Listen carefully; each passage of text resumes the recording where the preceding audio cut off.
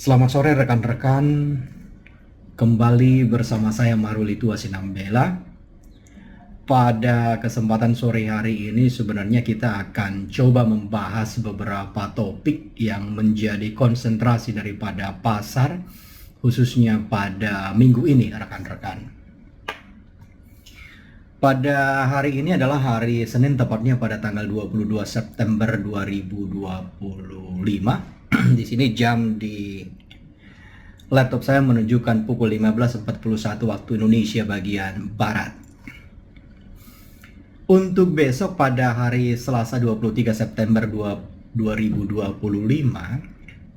adapun yang menjadi konsentrasi pasar sebenarnya ini dampaknya tidak seberapa besar, tetapi ini akan menjadi konsentrasi pasar karena ini berbicara tentang PMI. Nah, pada pukul 20.45 di sini kita akan melihat laporan tentang S&P Global Manufacturing PMI September. Nah, diprediksi ini di 51,8 yang previousnya adalah 53. Kemudian untuk PMI Septembernya, nah kalau yang tadi adalah Global Manufacture dan sekarang adalah Global Service PMI untuk September. Ini diprediksi 53,8 yang sebelumnya adalah 54,5. Dan pukul 23.35 akan ada demand-nya kepada Bank Sentral Amerika. Powell dia akan berbicara. Nah, satu persatu kita akan coba bahas dulu apa dampak daripada S&P Global Manufacture PMI ini. Nah, kalau kita melihat artinya adalah angka ini jika memang nanti rilis data di 51,8, maka yang terjadi adalah angka 51,8 ini melambangkan adanya perlambatan momentum di sektor manufaktur ataupun jasa, rekan-rekan. Jadi meski berada di atas level 50, tetapi ini kelihatan ya memang ada sedikit ekspansi, tetapi ini terjadi pelambatan. Karena based on 53 yang sebelumnya yang menjadi acuan kita. Kemudian yang menjadi sorotan kita adalah pukul 23.35 ini adalah di mana pasar akan mencari petunjuk tentang arah kebijakan moneter. Nah, khususnya terkait dengan suku bunga setelah adanya inflasi yang menunjukkan tren penurunan. 24 September di mana pada pukul 9 kita menanti new home sales. Nah, yang tadinya adalah 652K diprediksi menjadi 651K. Dan 21.30 itu ada juga laporan crude oil inventory. Angka 651K ini di sini kita melihat bahwa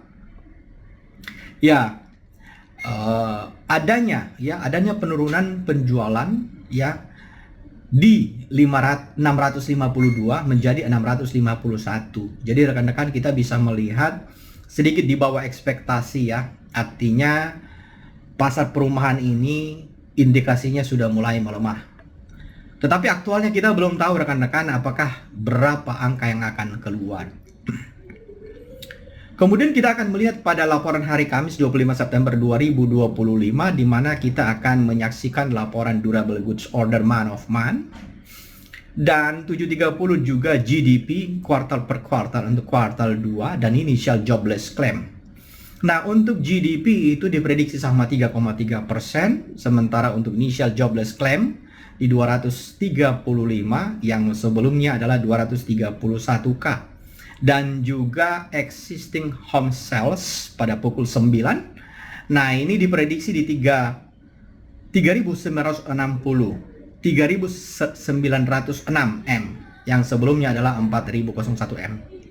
Nah, kalau kita melihat di laporan ini pada tanggal 25 artinya durable goods order, nah ini diprediksikan mengalami penurunan dia. Durable goods ordernya ini mengalami penurunan ya. Artinya ini akan menjadi sesuatu yang dapat kita lihat, yaitu pesanan barang tahan lama ya tidak selemah yang diperkirakan. Untuk GDP kuartal kedua ini ya mudah-mudahan sesuai dengan ekspektasi yang diharapkan 3,3%. Sementara untuk initial jobless claim yang kita saksikan diprediksi di 235, nah berarti ini sedikit lebih tinggi dari estimasi di 231K, tetapi kita belum tahu aktual yang akan dirilis. Artinya menunjukkan klaim pengangguran di sana mengalami peningkatan. Nah, jika klaim pengangguran mengalami peningkatan, ini akan berpengaruh kepada indeks dolar atau US dollar dan akan pengaruh positif terhadap pergerakan di komoditi emas.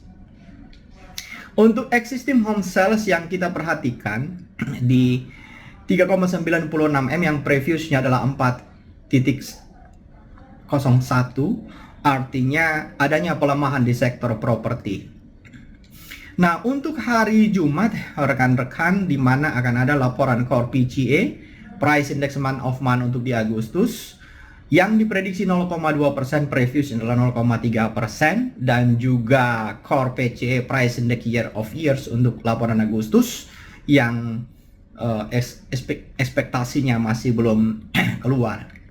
Nah, artinya dapat kita lihat bahwa Core PCE Price Index Agustus ini adalah yang merupakan indikator inflasi bagi Bank Sentral Amerika. Ini menjadi konsentrasi pasar karena dapat kita lihat di 0,2% ini lebih rendah dari prediksi di 0,3%. Artinya secara tahunan prediksi 2,9% ini mendekati target Bank Sentral Amerika di 2%. Nah, jika inflasi benar-benar mereda, artinya dapat kita lihat bahwa pasar akan menilai Bank Sentral berpeluang untuk mempertahankan sikap dovish-nya atau dapat membuka pelemahan terhadap dolar Amerika, namun sekaligus ini mendukung pergerakan di harga emas. Nah, apa yang menjadi implikasi pasar? Nah, di sini dapat kita simpulkan bahwa dolar Amerika berpotensi melemah apabila PCE-nya itu melambat dan Powell menegaskan arah pelonggaran kebijakan. Dan untuk emas sendiri cenderung diuntungkan oleh prospek suku bunga yang lebih rendah, dan ini meningkatkan ketidakpastian sektor di properti. Nah, sementara untuk pasar saham ini bisa mendapatkan dorongan positif dari data GDP yang tetap solid, ya meski dibayangi pelemahan di sektor perumahan. Jadi semoga informasi ini rekan-rekan dapat bermanfaat. Jangan lupa like, comment, share, dan subscribe. Saya Maruli Tuasinambela, happy trading dan sukses selalu.